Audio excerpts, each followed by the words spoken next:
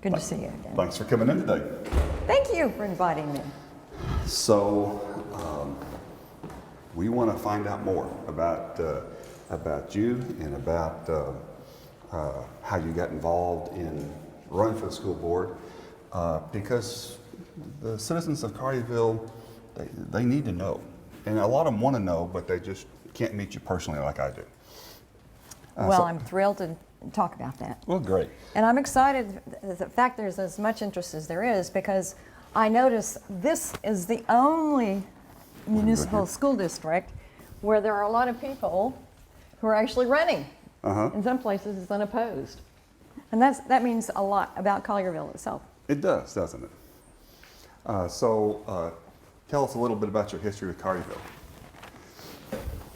Have you lived here very long? I came to Collierville 14 years ago with IBM, and it was kind of interesting because the first thing the realtor asked me was, do you have any children? I said, yes. She said, you're going to put them in public school? I said, yes. She said, you don't have any choice but to live in Collierville. So the Collierville schools are the best. And I have a daughter who graduated from Collierville High, and they did a tremendous job with her. I was thrilled to death.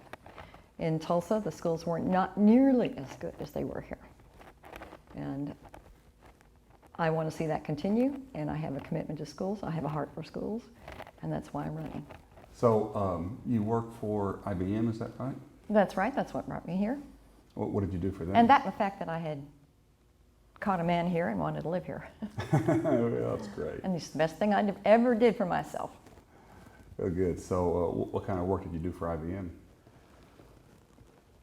I worked at all kinds of different companies and did contract work mostly, and learned about all of their different kinds of businesses. So I'm well versed in all kinds of business. And to complement that, IBM sent me to school, and I have an MBA. That's great. So tell us a little bit more about your business background. What have you had experience with that you would bring to the school board that would be a benefit, do you think? Well, for one thing, I worked for the Memphis City Schools. I worked with them as a contractor first, and then as the computer operations manager for 4 years. And had a lot of experience working with the board practically weekly, getting different things approved, and working on other projects for other departments that involved some kind of computer interaction. And then recently, I have been the chairman of my church school board, so I have that interest as well. And I do that because I have a heart for the children. Well, that's great. So you've been involved in situations with some controversy, some different opinions where things need to get figured out? Oh, absolutely. Whenever you have, in this case, Lutherans, whenever you have Lutherans, the saying is, 2 Lutherans, 3 opinions.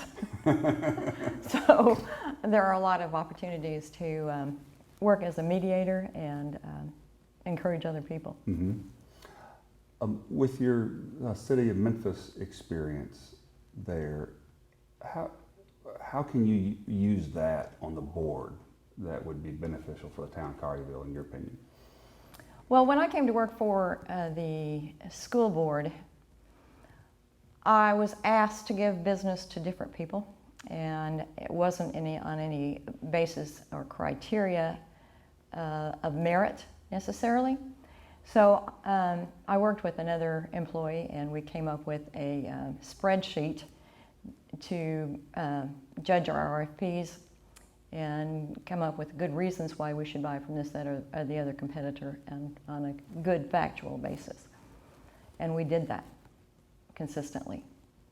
So did you see how not to do a lot of things? I know lots of things about how not to do things. Yes, thank you. Yeah. And I put in place a lot of processes that improved what was there. Well, good. And what are your thoughts about the schools there in Collierville right now? Like if you were to change something, is there a particular thing that's important to you where you say, you know, I think we ought to change this, or we ought to do this with sports, or do this with the lunchroom, or anything that you sort of start off with having a vision for? Well, as a consultant, I can tell you the first thing you need to do is study the situation in detail in person with the teachers and principals and all the people involved. And you don't make any changes until you really understand why things are done the way they are. So consequently, any vision that I would have for the schools will certainly depend upon input from all of those people. And you need input from the parents and the students as well. What the goals are and how they mesh with state requirements, for instance, are key and critical. So you describe yourself as a consultant, and I'm assuming that means that you have a particular perspective that you could bring to the board because you've experienced a lot in the consulting field. That's very true. Every place that I have gone, and I have certainly found things for reasons, business needs that different companies have, and found solutions for those problems and then sold them very successfully. I'm assuming in the consulting business that you spend a lot of time looking, gathering data, analyzing, and then determining sort of what to do. That's not a role that everybody has. Well, certainly metrics are very key to understanding the situation. For instance, if our students here had a particular place that they were failing or could use some improvement, I'd want to know the statistics on that and what the base was and what the measures would be going forward to see that we had improved upon those problems or issues. Now, and if there are other things, other goals that we have, certainly I'd be interested in knowing where we're outstanding. And I know from experience, Dr. Settleman is a church member of ours. I've talked to him a little bit about the programs he's run. He does a lot of college prep, SAT prep type things. That kind of commitment from different individuals and ongoing is very important, as well as having volunteer help. And his wasn't volunteer necessarily, he charged for it, but those kinds of facilities in the community need to be made known and utilized. And oh, by the way, I am involved with the community in other ways. For instance, I am a certified CERT trainer, and I'm very interested in the community emergency response. And so I'm very interested in what we might do in the schools as far as safety in cases of disaster. Oh, that's great. And I have visited other schools in other parts of the country as an employee of the Memphis City Schools. So I have some ideas about those things. Picking out a school superintendent is going to be a big decision for the board. Absolutely. And I'm assuming that in the end, there'll be 3 or 4 candidates, and their resumes are all going to look good. But there'll be some differences between them. Right now, what is there, if anything, in your mind that would cause one superintendent to sort of do better in your mind than another one, or serve the community better? Is it age or energy or anything in particular? Well, I have one favorite that I would like to see become our superintendent, who shall remain unnamed, except that I've named him already once in this interview.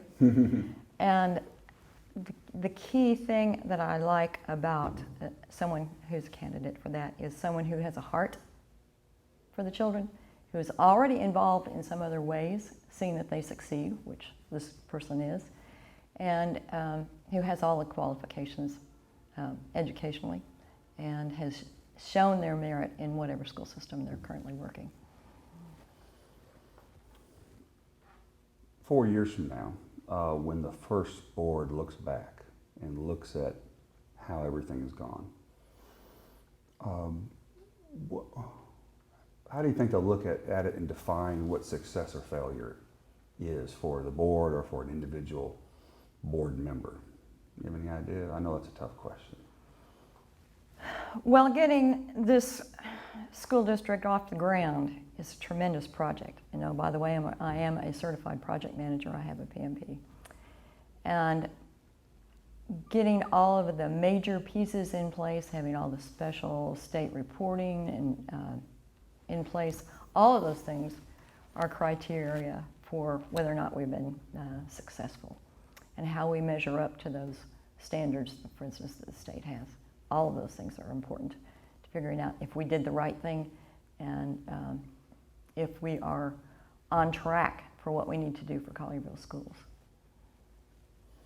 There's going to be a lot of decisions the school board will have to make, and there'll be some controversy. I mean, there's difference of opinions in the community. Absolutely. So in a situation where there's controversy and board members are on different sides of an issue, what style of leadership do you normally practice? I mean, I think all the school board members are going to be leaders in their own way. I'm just trying to figure out what is your way when dealing with a conflicted situation. It depends upon the situation. There are some things that cannot be negotiated if it's a matter of ethics, for instance. If there's a conflict of interest, I will always stand on the side of the ethics. If it is something that needs a decision immediately, I will quickly try to get folks to come to a compromise. However, if it's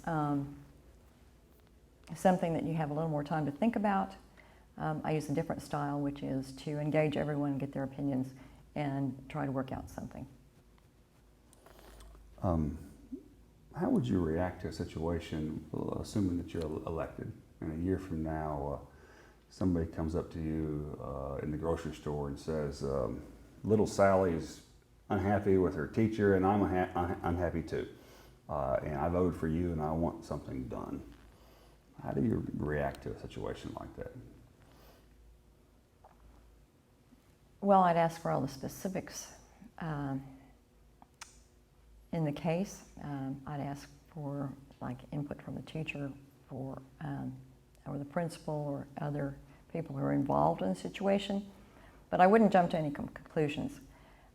At the Memphis City School Board, I was told I would take back a particular employee and who had been out, and the reason he had been out was because he had had some DUIs, and oh, by the way, they had been in the company or the school truck. And I said I couldn't take him back. And they said, but the board said you have to take him back. And so I went to Mr. Gore, who was the assistant superintendent at the time, and I told him what the situation was and said, Mr. Gore, we cannot put this man in a truck. He had had those DUIs before I came on board.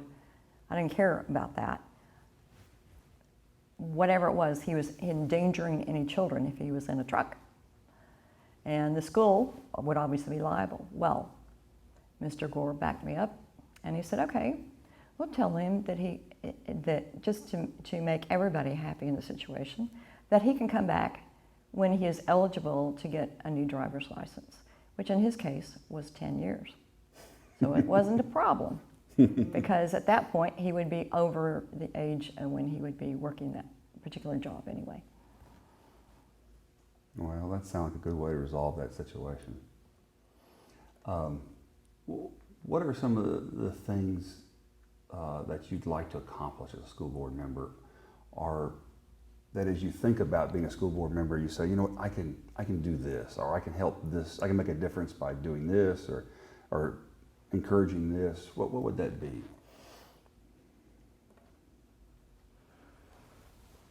Well, one of my gifts is probably the gift of encouragement. I like to find things that people are doing right. I like to find things that my employees are doing right when they're doing right. I like to encourage those activities. So one of the things I typically do, like with my employees, is keep a notebook of all the good things they're doing. And I'll bring them up every once in a while. And people will say, oh, I didn't know you knew that about me. Well, I like to do the same kinds of things about people I'm working with on a team. And it would depend on whatever it was that they were good at, but I would certainly give them encouragement for that thing. Well, that's great. Well, look, we appreciate you being willing to be a public servant and all the work you're going to do in this office. Thank you for coming in today. It's so nice to meet you, Ben. Nice to meet you.